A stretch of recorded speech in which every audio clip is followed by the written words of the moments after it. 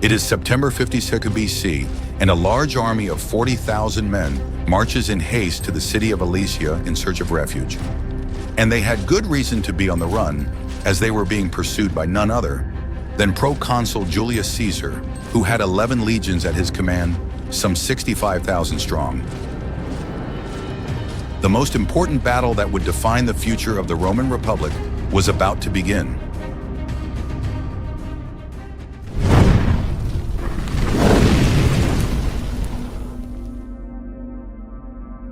Caesar had gained much popularity thanks to the numerous battles he had won so far, especially in Gaul, as well as for his incursion into Britannia. However, he did not become so famous and rich without making many enemies in the Senate, many of whom envied his victories. On the other hand, the Gauls were increasingly concerned about Roman influence in the region, as Caesar had announced that the area was to be treated as a province, subject to Roman laws and religion. The fear that the Romans would destroy the Gallic land and culture, taking hostages and levying heavy taxes, united the Gauls under a common cause. Thus, the king of the Arverni tribe, Vercingetorix, assembled a large coalition and the rebellion began.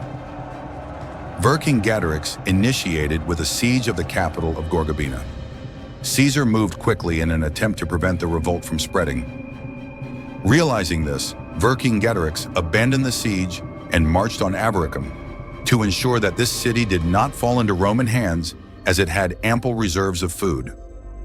However, Caesar laid siege to the settlement and forced them out, killing thousands of soldiers and civilians to set an example of the punishment for rebelling against Rome. Vercingetorix then retreated to Gergovia, the capital of his own tribe, and Caesar immediately initiated a siege.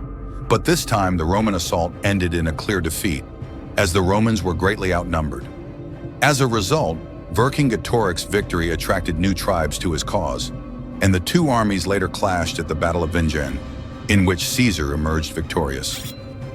Having lost most of his cavalry during the battle, Vercingetorix retreated towards Alesia, but the Romans were determined to capture him to put an end to the revolt. Since the Roman assault on Gergovia was disastrous, and considering that Alesia was a fortified city up on a hill, a direct attack was not a viable option. On the other hand, if Caesar retreated, this would be seen as a victory by the Gauls, which would give also the Senate an excuse to remove him from command, thus stripping him of his power.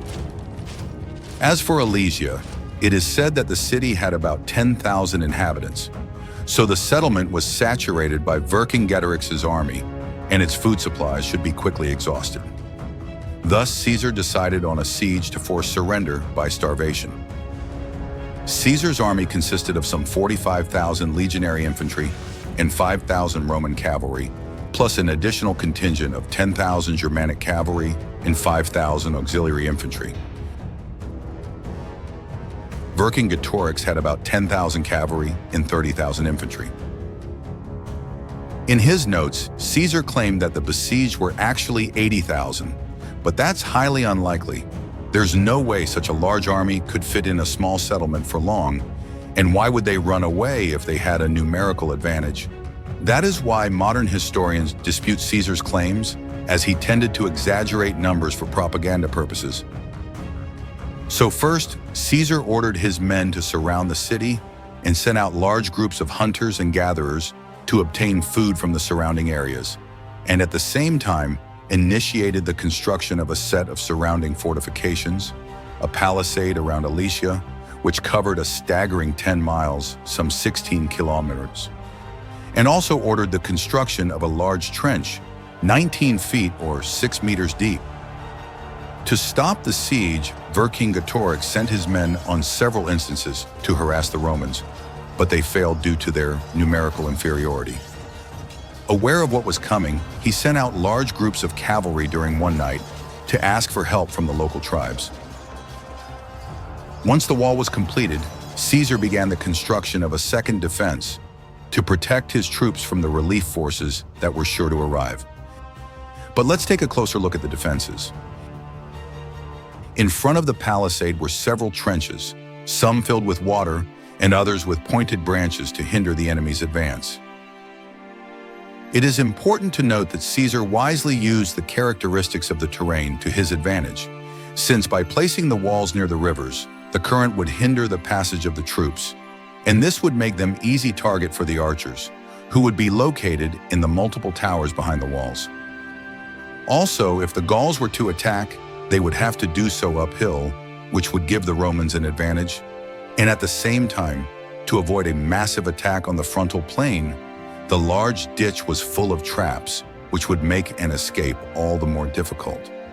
Caesar had demonstrated his intelligence as a military commander by literally trapping his enemies in what they thought would be a safe place to defend, and thus forcing them to come out and face him, putting them at an immediate disadvantage. Meanwhile, Vercingetorix confiscated all available grain and rationed it. A council was held, and it was decided that the old, the sick, and the women and children should leave the city to save food, also hoping that Caesar would take them as captives and feed them. However, Caesar forbade them to be admitted to his fortification, and upon their return, Vercingetorix refused them entry, so they starved to death.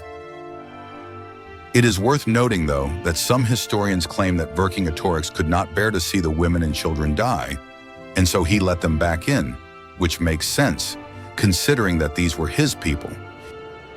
It is also said that Critognatus, one of his officers, proposed to eat the civilians in an attempt to resist the siege, but his proposal was rejected. After 6 weeks, a Gallic relief force arrived and camped on a hill about a mile from the Roman fortification. It is believed that they were about 80,000 men. They decided to attack a section that was slightly open due to the river's crossing, and after several hours of combat, some managed to penetrate the outer defenses, but the Germanic cavalry flanked them, inflicting heavy casualties, and the rest of the army was disbanded. Those who managed to break through the defenses were trapped and literally massacred. The defenses had withstood the initial test. The Gauls realized that they would have to change their strategy.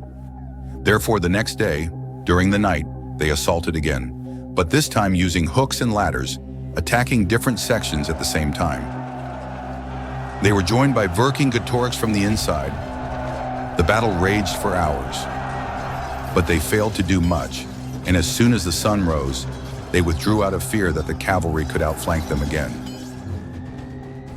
After failing in their 2 attempts, the Gauls asked the locals, and they informed them, that the wall was not completely closed due to the geography of the terrain, and that to the north there was a gap.